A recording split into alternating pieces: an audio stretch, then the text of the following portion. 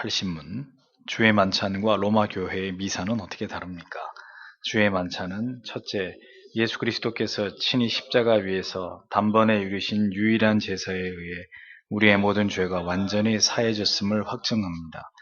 둘째, 성령에 의해 우리는 그리스도에게 연합되었으며 그의 참된 몸은 지금 하늘에 있고 하나님 우편에서 우리의 경배를 받으심을 확증합니다. 그러나 미사는 첫째, 그리스도가 산 자리나 죽은 자들을 위해서 사제들에 의해 지금도 매일 드려지지 않으면 그리스도의 권한에 의해서는 그들이 죄사함을 받지 못한다고 가르칩니다. 떡과 포도주의 형체 속에서 몸으로 존재하기 때문에 그 속에서 경배를 받아야 한다고 가르칩니다. 그러므로 미사라는 것은 근본적으로 예수 그리스도의 단번의 제사와 권한을 부인하는 것이며 저주받을 우상 숭배입니다. 네.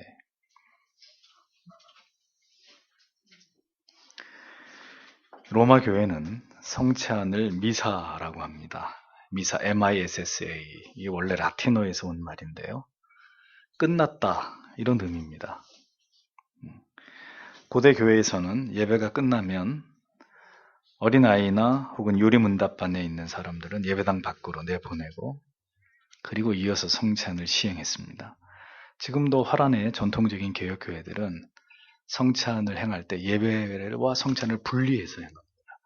성찬을 행할 때는 100% 세례 받은 사람들만 참여시키고 그렇지 않은 사람들은 다 예배당에서 내보내죠. 성찬은 철저하게 거듭난 사람들만 참여할 수 있는 그런 예식이기 때문입니다. 그러니까 라틴어로 item missa est 이렇게 얘기합니다. 끝났습니다. 돌아가십시오. 이런 말이거든요. 다른 사람들 다 돌려보내고 성찬을 시행한 것에서 미사라는 말이 유래가 됐습니다.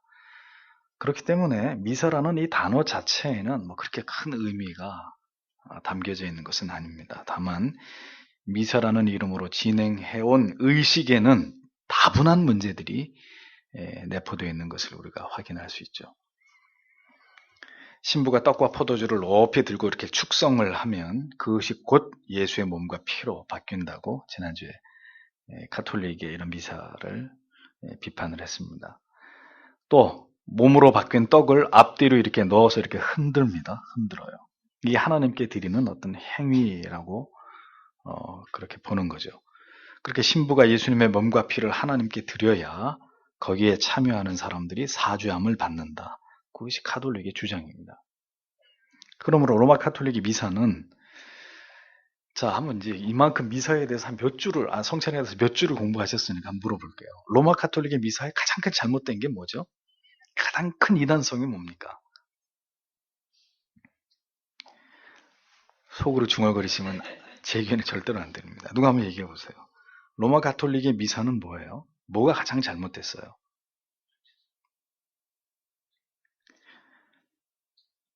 피 없는 그리스도를 매번 희생시키는 거예요.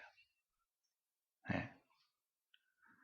예수님은 단 한 번의 죽으심으로 모든 죄를 다 속죄하셨고 그것을 믿는 자의 죄를 다 하나님이 사죄하셨고 그 이후에 우리가 짓는 자범죄에 대한 문제는 회개를 통해서 하나님 앞에 속죄함 받게 하셨는데 자, 이 교리들은 깡그리 다 무시해버리고 사제가 이렇게 하는 것을 통해서만 죄가 사함 받는다고 하니 또 매번 예수님의 피와 살로 떡과 빵과 포도주가 바뀌어진다고 하니까 예수님을 계속 죽이는 거죠. 계속. 그리스도를 십자가 위에서 계속해서 죽이는 이 십자가의 죽으심이 매번 반복되는 행위들이 가톨릭에서는 나타난다는 겁니다. 십자가의 죽으심으로 모든 죄를 단번에 속죄하신 이 그리스도의 희생을 부정하는 거예요. 가톨릭에서는 죄를 용서받기 위해서는 그렇기 때문에 반드시 미사에 참여해야 된다라고 가르치는 것입니다. 이것은 그리스도께서 회개를 통해서 우리의 죄를 용서해 주시겠다고 하신 말씀을 정면으로 위배하는 거죠. 미사는 그리스도께서 우리의 죄를 위해 돌아가심을 영원히 단번에 우리의 죄를 사해 주셨다는 사실 자체를 거듭 말씀드리지만 부정하는 것이고 신부의 이 미사의 행위 자체가 죄사함의 큰 비중을 차지하는 것으로 이게 둔갑되어져서 이 사제의 행위 자체가 지극히 이렇게 강조되고 있는 이런 구조를 보여줍니다. 그러니까 가톨릭 교회는 어떻게 돼요? 죄사함에 있어서 신부나 사제 역할과 위치가 절대적인 위치를 차지하게 되니까 모든 권력이 교회와 사제와 교황에게 집중될 수밖에 없는 당연한 이 부패의 어떤 그런 구조를 가질 수밖에 없다는 거예요. 사람이 집중해야 돼요. 사람이 하는 행위에 의해서 사함을 받을 수도 있고 받지 못할 수도 있고 이게 결정 나버리니까. 여러분, 가톨릭은 아주 무서운 이단입니다. 성찬의 의미보다는 그 재료를 신성시 하는 일들을 지금까지 계속해오고 있잖아요. 예수님의 몸으로 변한 빵이 조금이라도 한 조각이라도 땅에 떨어지지 않게 하기 위해서 신부가 입에다가 이렇게 딱 집어넣어 줄 수 있는 딱 좋은 동전 크기로 그 작은 전병을 사용하는 거 아니에요? 이거 손으로 집어먹을 수도 없어요. 이렇게 어린애처럼 입을 벌리고 있으면 신부가 입안에 쏙 집어넣어 주죠. 한 조각도 떨어지면 안 되니까. 개신교 교회가 성찬식에서 이런 가톨릭에 사용하고 있는 전병을 사용하는 것은 용서하십시오. 개가 웃을 일입니다. 따라할 게 없어서 그런 걸 따라하고 있어요. 식탁으로 나아가서 자기가 음식을 취해서 먹어야 되는데 우리에게는 그런 권한이 없다고 보는 거예요. 이거 그리고 제사라고 생각하니까 신부가 이렇게 먹여주는 것만 받아 먹어야 돼요. 이렇게 얇게 만든 조그마한 그 전병. 포도주는 어떻습니까? 한 방울이라도 흘리게 되면 이게 주워 담을 수도 없는 거기 때문에 포도주는 아예 평신도들한테 주지도 않고 사자들이 나누어 마시죠. 여러분, 그것이 주님이 제정하신 성찬의 내용입니까? 한마디로 제멋대로예요. 제멋대로. 가톨릭을 이단이라고 말하지 않는 개신교 목사는 이단입니다. 아시겠습니까? 미사는 죽은 자에게까지 효력이 미친다고 주장합니다. 그렇기 때문에 사제가 어떻게 장례식에 와가지고도 죽은 영혼을 위해서 미사를 드려요. 그러니까 죽은 영혼을 위해서 미사를 드리면 그 영혼이 또 연옥에 들어간다고, 뭐 그 천국에 간다고 이렇게 생각한 그 죄가 사함 받는다고 얘기하는 거죠. 그러니까 신해철이 같은 인간도 어떻게 합니까? 장례 미사 드려주는 거죠. 왜? 이 죄의 많은 중생을 성모여 불쌍히 여겨서 구원해 달라고. 뭐 그런 것들이 가능하다고 보는 거예요. 아시겠죠? 여러분들이 볼 때는 저런 악한도 무슨 카톨릭에서 장례를 치러주네? 이런 교리적 뒷받침이 있기 때문에 그런 악한 사람도 장례 미사를 드려주는 거예요. 얼마나 좋습니까? 죽었는데도 장례 미사 드려가지고 천국 보내준다니까.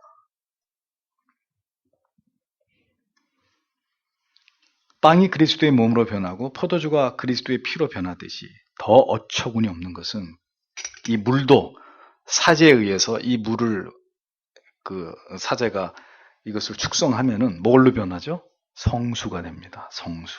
사제가 성수를 뿌려주죠. 참 이런 모든 것을 보십시오.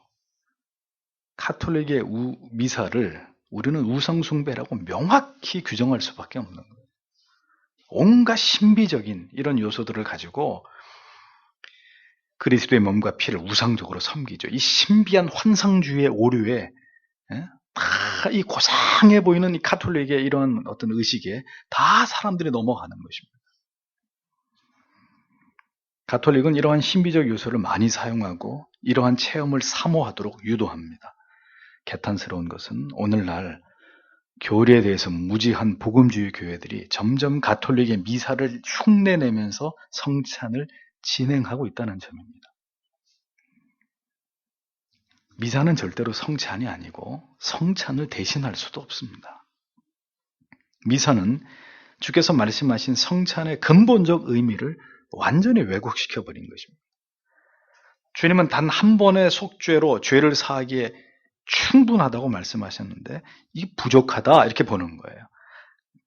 예수님의 그 단 한 번의 속죄로 죄가 사해지는 것이 아니라 매번 이 미사에 참여해서 새로운 형태의 어떤 제사들을 고안해가지고 자신들이 행하는 이 미사를 드려야 죄의 문제가 완전히 해결된다라고 주장하니 기가 막힐 노릇이 아닙니까? 여러분들에게 제가 목숨을 걸고 분명히 말씀드릴 수 있는 것은 여러분들이 깊이 로마 카톨릭에 대해서 아시면 아실수록 가톨릭은 철저하게 사탄적인 우상 숭배를 조장하는 이단이라는 것을 아시게 된다는 거예요. 그런데 이 교황 왔다 가고 난 다음에 조사했잖아요. 여론조사 해보니까 개신교 신자들 상대로 90% 가까이, 87%인가 가까이 교황은 이단이 아니다. 개신교 성도들이.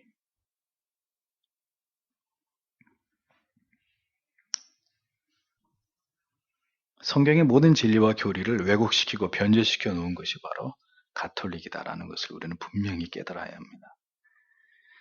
우리가 교리적으로 이렇게 가톨릭의 교리가 무엇이 잘못되는지를 깨닫지 못하면 우리는 가톨릭이 왜 이단인지 알지 못할 것입니다. 앞에서 얘기한 절대 다수의 개신교도들이 가톨릭이 이단이 아니라고 생각하는 것처럼 우리도 그들 중에 하나였을 거예요. 이런 것들이 참 두려운 일이 아닐 수 없다는 것입니다. 오늘 이 하이델베르크 교리 문답의 마지막 구절을 보십시오. 그러므로 미사라는 것은 근본적으로 예수 그리스도의 단번의 제사와 고난을 부인하는 것이며 저주받을 우상 숭배입니다. 아주 노골적으로 이러한 구절이 명시되어 있는 것을 보게 됩니다. 예수께서는 구속의 일을 다 이루시고 지금 하늘에 계시는데 빵과 포도주의 형체 안에 예수님이 계신다고 하면 예수님의 부활을 부정하는 것이 되는 것이고, 말로는 인정하지만, 또 그 재료들을 신성시하는 저주받을 명백한 우상숭배가 될 수밖에 없다. 이것을 우리가 분명하게 이해해야 된다는 겁니다. 지난주도 말씀드렸잖아요. 개신교에서 행하는 이 성찬식에서 빵과 포도주가 돋보이게 만들려고 하는 이런 퍼포먼스. 그래서 큰 빵을 이렇게 쪼개고, 이렇게 아주 예쁜 도자기에다가 포도주를 담아가지고 이렇게 포도주를 따르고 우상숭배적인 아주 저주스러운 행위예요. 목사가 성찬을 집례하면서 신부들이 입는 가운을 입고 이 빵과 포도주를 지극히 신성시하면서 이 신비스러운 분위기를 연출하는 이런 일들은 개신교 안에서 버젓이 벌어지고 있는 우상숭배의 사악한 모습들입니다. 참으로 천박하고 그 무지함에 대해서 개탄하지 않을 수 없는 것입니다. 우상숭배의 중요한 의미가 뭡니까? 사람의 고안이나 생각으로 만들어서 하나님을 섬기는 것이 우상숭배입니다. 인간의 생각은 진리에서 더 나아가서 더 추가적으로 무엇인가 더 나은 것이라고 여기는 것들을 자꾸 고안해가지고 이것을 순수한 진리와 믿음에다가 자꾸 이렇게 덧붙이려고 하는 경향이 있습니다. 뭔가 시대에 맞게, 지금 시대가 달라졌으니까 여성 안수도 필요하고, 시대가 바뀌었으니까 동성연애도 인정하고, 시대가 바뀌었으니까 이제 그만 천주교하고 화합하고, 다른 종교의 구원도 인정하고, 전부 다 우상숭배예요. 어떤 의미에서는.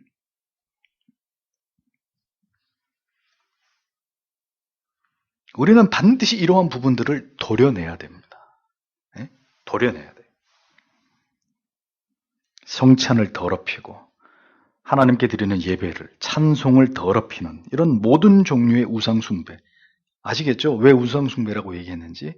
사람의 고안이나 생각으로 만들어서 다른 신을 섬긴다고 하는 게 아니에요. 하나님을 섬긴다고 하는 것입니다. 그런데도 우상숭배라고 웨스트민스터 신앙 고백서에서는 정확하게 이 부분을 정의 내리고 있는 거예요. 성찬을 더럽히고 다 그렇게 해서 사람이 생각하는 것들을 덧붙여가지고 더 아름답게 보이게 하고 더 세련되게 보이게 하고 더 감동스럽게 보이게 하고 자꾸 덧붙여서 치장을 하는 거죠. 전부 다 우상숭배적인 행위라는 겁니다. 아무것도 하지 않는 게 가장 아름다운 거예요. 그대로, 진리 그대로, 여기다 뭐 또 더하거나 빼지 않고. 찬송가는 왜 이렇게 비싸졌고 이렇게 멋있어졌는지 알 길이 없어요. 이게 뭐가 이렇게 만들어야 되는 건지. 순수한 게 아름다운 것입니다. 로마 가톨릭의 미사가 우상 숭배임을 명시하는 구절은 다니엘서 11장 38절과 39절입니다. 그 대신에 강한 신을 공경할 것이요 또 그의 조상들이 알지 못하던 신에게 금, 은, 보석과 보물을 들여 공경할 것이며 그는 이방신을 힘입어 크게 견고한 산성들을 점령할 것이요 무릇 그를 안다 하는 자에게는 영광을 더하여 여러 백성들을 다스리게도 하며 그에게서 뇌물을 받고 땅을 나눠주기도 하리라 하고 이 지금 다니엘서에서 말씀하는 이상이 정확하게 우상과 이 종교가 이 가톨릭을 의미하는 거라는 거죠. 신명기 27장 15절에 다음과 같이 가톨릭의 우상 숭배를 의미하는 것 같은 말씀이 기록되어 있습니다. 장색의 손으로 조각하였거나 부어 만든 우상은 여호와께 가증하니 그것을 만들어 은밀히 세우는 자는 저주를 받을 것이라 할 것이요 모든 백성은 응답하여 말하되 아멘 할지니라. 맨날 그 성인들 조각해가지고 세워놓잖아요. 마리아 조각해서 세워놓고 예배당에다. 죽은 사람들은 성인이라 그래서 예배당 천주교 성당 안에다가 무덤들을 다 이렇게 만들어 놓아요. 보셨습니까? 나중에 영국에 가실 일이 있으면 웨스트민스터 사원에 들어가 보세요. 거기에 이렇게 양쪽에는 다 무덤이에요. 무덤. 예, 성당 안에. 그건 또 경배하고 있는 거죠. 아주 조각들 멋있게 해가지고 무덤도. 루터는 그래서 가톨릭의 미사는 가장 혐오스러우며 괴물과 같은 것이다. 이렇게 말했습니다. 그는 요한계시록 13장 3절 4절 20장 2절에 나와 있는 말씀처럼 이 가톨릭의 미사를 용의 꼬리로 루터는 그렇게 이해했습니다. 따라서 미사가 있는 곳에는 반드시 우상 숭배가 일어나고 미신적 제사의 형태들이 나타날 수밖에 없다고 본 거예요. 정확히 맞는 얘기입니다. 오늘 이 하이델베르크 유리문답 80문의 가장 마지막 문장은 독일의 프리드리 3세가 삽입한 것이라고 전해집니다. 로마 교회는 트렌트 종교회의에서 믿음으로 의롭다함을 얻는 이 개신교의 교리를 주장하는 자들을 저주받을 자라고 공언을 하고 이 화채서를 재확인하는 결정을 내리게 됩니다. 이 소식을 듣고 독일의 이 프리드리 3세가 이 구절을 삽입했다고 하는데 로마 교회가 교권과 속권을 장악하고 있는 이런 암울한 시대 가운데 한 나라의 국왕이 교황에게 로마 교회에 대항해서 이 구절을 집어넣으라고 명령을 했다는 거죠. 매우 용감한 일이 아닐 수 없는 겁니다.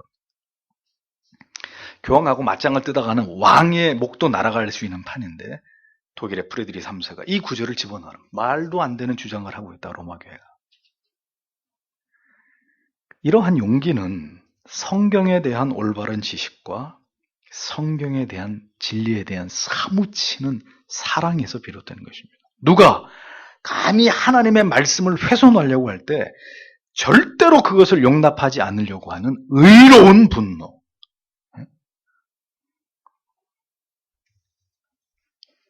개신교 신자들에게는 하나님을 바르게 신앙하려고 하는 참된 성도들에게는 그런 것이 이 가슴속에 있어야 합니다. 성경을 사랑하지 않으니까 진리가 왜곡되고 교리가 경시되고 뭐 누가 무슨 소리를 해도 아무 말 안 하는 거 아니에요. 그게 뭐 나 먹고 사는 거하고 상관없는 거니까 하나님의 진리에 대한 가슴에 사무치는 사랑이 없으니까 이거 가지고 말 같지도 않은 주장을 하고 이상한 어떤 그런 교리들을 만들어내고 어떤 현상을 쫓아가게 하고 하나님의 말씀을 부정하게 하는 이런 것들이 시류를 이루고 있어도 교회가 목사와 성도들이 침묵하고 있는 거 아니에요.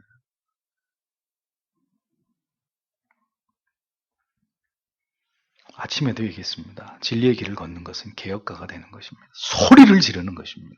그것은 성경이 아닙니다. 성경이 말씀하고 있는 것이 아닙니다. 외치는 것입니다. 우리가 왜 교리를 공부하죠? 수백 년 전에 쓰여진 이 교리를 우리가 아는 것이 왜 중요합니까? 딱 하나예요. 왜? 성경을 지키기 위해서요. 성경을. 진리를 수호하기 위해서. 우리는 여전히 우리의 조상들이 그러했듯이 지금도 이단들을 정죄하고 가톨릭은 이단이다 라고 소리치는 것이고 그들이 왜곡시킨 교리들을 공격하면서 지금 그렇게 하고 있듯이 그들을 비판하는 일들을 쉬지 않고 있는 것입니다. 제발 여러분 중에 안 그러시겠지만 제발 이렇게 가톨릭이나 뭐 다른 거 공격하지 말라고. 그러려면 왜 삽니까? 저기 뚜껑 열고 무덤 속으로 다 들어가 버리지. 아니 우리의 입으로 진리가 이것만이 옳은 말씀이고 이것에서 벗어난 것들은 이단이고 잘못된 구원이고 잘못된 믿음이라고 말하지 않으려면은 그 뭐하러 예수를 믿냔 말이에요. 교회 다닐 필요 없어요. 그러면 나 혼자 그냥 조용히 집에서 이거 들고 그냥 믿다가 그냥 지옥 가면 되는 거지. 얘기해야 되는 것입니다. 우리의 과거에 우리의 믿음의 조상들이 분연히 일어나서 이단들을 정죄하고 호소하고 그러다 자기 목이 달아나고 불에 타서 죽더라도 참된 진리를 외치다가 그렇게 해서 하나님 앞으로 가지 않았습니까? 데이비드 웰스가 자기 책에서 그런 얘기를 하죠. 지금 신학 실종 시대다. 아무도 이 신학의 첨예한 교리를 가지고 논쟁을 벌이지 않는 시대가 됐다. 교단끼리, 교파 간에. 우리 사실 감리교하고 머리 터지게 싸워야 되고, 너희들이 알미니안주의 아니냐. 누가, 어떤 장로교 목사가 감리교 목사하고 그런 교리적 논쟁을 이슈화합니까? 우리 중에 누가 저 오순절 잘못됐다고 얘기하고, 방언에 대해서 각을 세우고, 무슨 직통 계시나, 이제 정의철 목사님 오셔서 얘기하시겠지만, 누가 이 시대에 일어나는 이런 이상한 현상들에 대해서 그 죄라고, 그건 성경이 아니라고 얘기하냔 말이에요. 다 입들 다물고 있는 시대 아닙니까? 다 같이 죽자는 얘기예요, 그냥. 아무도 가톨릭을 이단이라고 하지 않아도 우리는 이단이라고 정죄하는 것입니다. 그들의 추악함을 고발하는 것입니다. 그것은 다른 이유가 아니에요. 우리가 튀려고 천만에 성경을 사랑하기 때문입니다. 하나님의 말씀을 사랑하고 이 말씀이 변질되거나 땅에 떨어지는 이 위대한 성경의 가치가 하락되는 것을 용납할 수 없기 때문입니다. 이것이 잘못 가르쳐지는 것들에 대해서 영혼들에게 이 하나님의 말씀이 왜곡되게 전달되는 것에 대해서 참을 수 없기 때문입니다.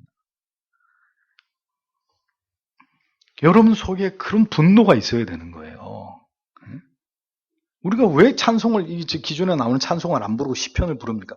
부를 수 없다 이거죠. 죄인들이 만들어가지고 돈으로 찬송관에다 자기들 곡 집어넣어서 예배 가운데 그따위 찬송 우리는 부를 수 없다. 니들이나 부르고 지옥 가든지 말든지. 우리는 하나님을 순수한 찬양으로 하나님을 찬양해야지 우리는 그럴 수 없다 이거 아닙니까? 다른 이유가 뭐가 있어요? 우리의 가슴 속에 그것이 있어야 됩니다. 성경을 사랑하기 때문에 성경을 변질시키려고 하는 자들에 대해서 대항하고 소리를 지르는 그런 용기로 나타나야 되는 거예요. 아닌 것을 아닌 것이라고 말하는 용기가 성경을 사랑하는 사람들의 모습이라는 거죠. 나만 잘 믿으면 돼. 신사적으로 다른 사람들 뭐라 그럴 거 없잖아. 피곤하게 그냥 나만 잘 믿으면 돼. 그건 절대로 개혁신앙이 아닙니다. 잘 배우시고 깨달아서 우리가 계속해서 소리치는 자들의 사명을 지켜야 합니다. 그러니 블러드 메리가 얼마나 존 낙스가 미웠으면은 이미 죽어가지고 무덤 속에 누워 있는데 다시 끄집어내서 다시 불을 태우잖아요. 존 낙스는 살아있을 때 수만의 군대보다 난 저 낙스의 입이 무섭다. 그게 진리를 붙드는 사람들의 모습이에요. 저 주둥이를 저 입을 어떻게 틀어막으라고.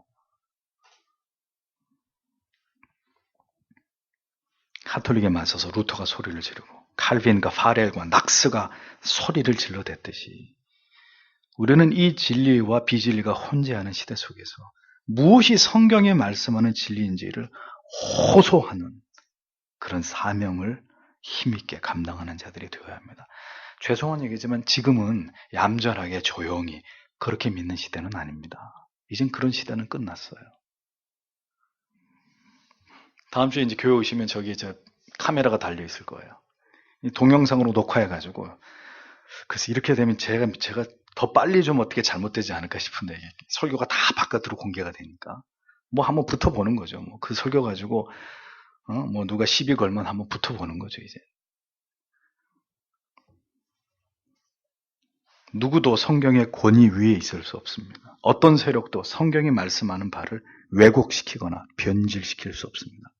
대한예수교 장로회 총회할지라도